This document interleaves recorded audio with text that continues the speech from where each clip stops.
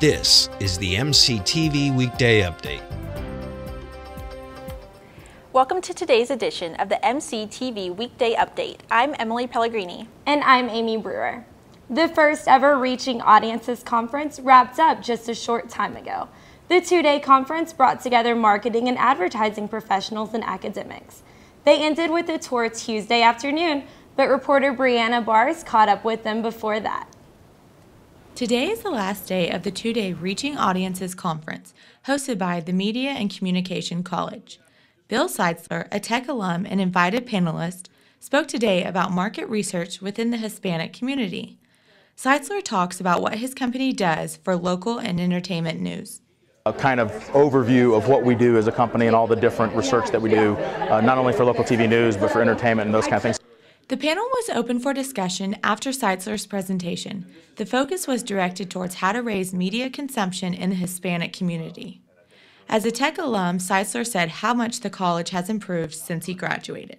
To go into a working environment than ever before. When I was here, wow, I mean, it was a huge learning curve, and I think it still is a huge learning curve for you guys, but I think you're so much more equipped to go into a media environment or entertainment environment than ever before, and I think Texas Tech and Jerry Hudson specifically has done a great job.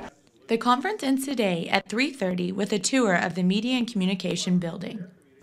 You might think environmentalists and economists don't always get along, but some Texas Tech experts are trying to bridge that gap with a couple of ideas.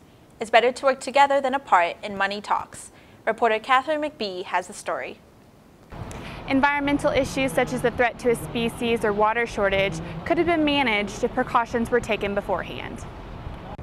Michael Farmer, an associate professor in the College of Agricultural Sciences and Natural Resources, said often an issue reaches the point of crisis before something is done.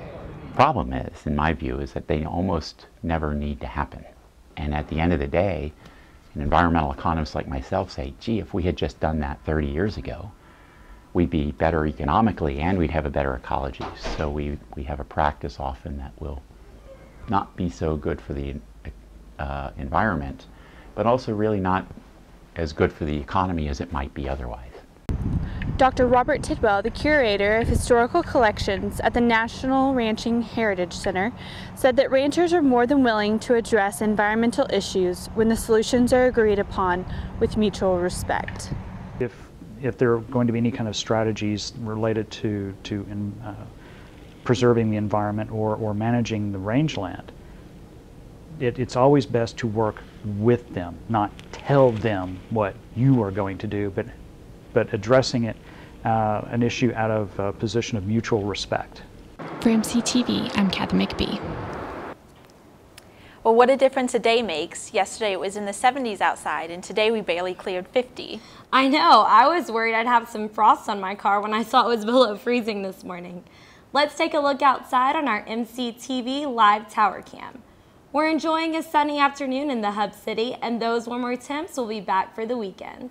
There's a 40% chance of rain for Saturday if you'll still be around. Otherwise, sunny and about 70 in the daytime and 40 at night for the next few nights. That's all for today's edition of the MCTV Weekday Update. Thanks for joining us. We'll see you tomorrow.